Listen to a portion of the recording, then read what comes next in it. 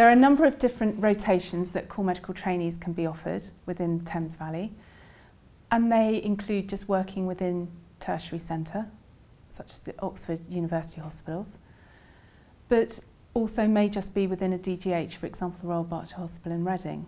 But then there are a combination of rotations that work between both environments, the DGH and the tertiary centre. The District General Hospital perhaps offers increasing levels of responsibility, and the tertiary centre offers learning perhaps with more scientific rigour.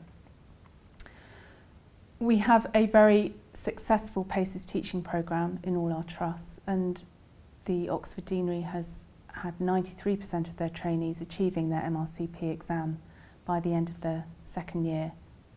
Trainees also are supported in their expectation to complete a quality improvement project in each of their core medical training years.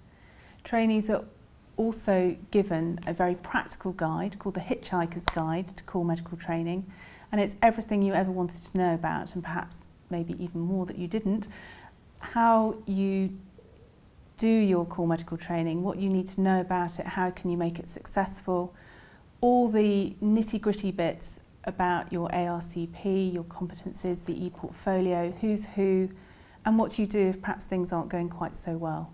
So a real resource that's been very highly thought of by all the trainees and is updated on a yearly basis. The GMC survey in 2012 reflected that trainees very much value their core medical training within the Oxford Deanery, and the Oxford Deanery was the highest rated in the UK. Core medical training may change in how it looks over the next few years, and that's partly dependent on the shape of training review that's being undertaken at the moment, which is going to potentially affect training in every area for every specialty. So it may possibly change from a 2 to a 3 year programme, but that's dependent on what foundation training may look like. But we're also looking at the core quality standards for a CMT programme. What's the minimum standards that that programme should achieve, and to have them very explicitly written down so that there's no room for doubt as to what a trainee should be able to achieve, expect to have as part of their training programme. What we're also looking to see is the composition of core medical training programmes, and whether some specialty areas may be mandated to be part of that programme. So for example, acute medicine and care of the elderly. And perhaps looking at how other areas such as intensive care, cardiology, respiratory are all possible to be done within a core medical training programme. When we recruit to core medical training, we want trainees who are enthusiastic and dynamic and have a real commitment to the specialty. But it's also important to remember that some trainees are going through a period of indecision and may not necessarily know what they want to do, and that's okay. Core medical training may very well offer them the experience that they need to be able to inform their decision making. Alongside that, it's how trainees have built up their professional and personal development, and how that can then be reflected in the application process. So that might be around their teaching experience, presentations, publications, participating in leading and making change within a quality improvement project. So all of that is important to give attention to in the application process, and then a successful application means that you will then get an interview. And with an interview, then is your opportunity to shine. So it's important to be prepared for that process too. All that information is available on the National CMT Recruitment website. There's a huge wealth of information there. I know because as part of the team we wrote it, but a huge amount of information that tells you everything that you ever wanted to know about how can you make a very positive application. When making the application, you want to make it positive with your publications and presentations and thinking about how you might boost your application process. It's important that those presentations and teaching are not just tick box exercises, that they've been really meaningful. But it doesn't have to be that those presentations, teaching publications are just in the area of medicine. They can be in any area.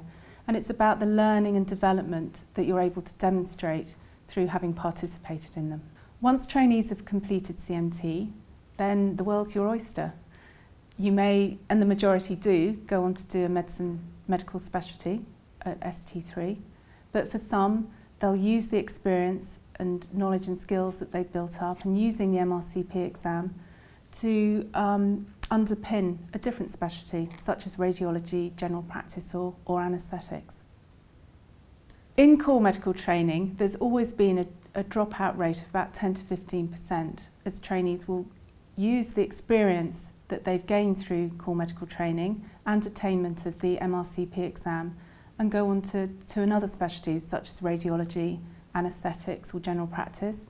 A few will go on and do research, and a few may want to leave the country and go and work abroad, and all of that's okay.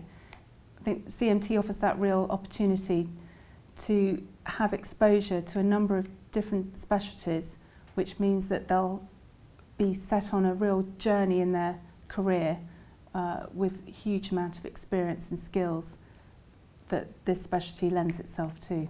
Within core medical training, there are some busy specialties and some perhaps less busy specialties with not such an on-call impact, which means that work-life balance can perhaps fluctuate as it goes through the programme. At times there will be very busy periods, particularly doing acute take, and times when perhaps life feels a little bit easier. As you move on from core medical training, then there becomes the real possibility of becoming the medical registrar, and we know that that's a pretty hot topic at the moment, the unsung hero that's been highlighted with particularly in the Royal College of Physicians' recent report. And this is about, yes, it is a challenging job, and we're looking at ways of how that can be improved and the real value shining through to the trust that they work in. But it's also important that the medical registrar, the positive sides are seen, and those of the huge experience and skills that are attained. You're at the heart of everything that's going on in the hospital in terms of patient care, and very much recognised and highly valued as an important role. With increasing numbers of female trainees coming through, then less than full-time training has been looked at, and for some is what they want and what they need. But I think it's also important to remember that it is possible, and a lot of women do manage to work full-time, to do a busy consultant physician job, to have done a PhD, to have children, not have a nanny, to be able to do research. All of those are possible. It's hard work, but it's possible. And so there's just a wealth of opportunities out there, and it's how we use them, exploit them, and know about them.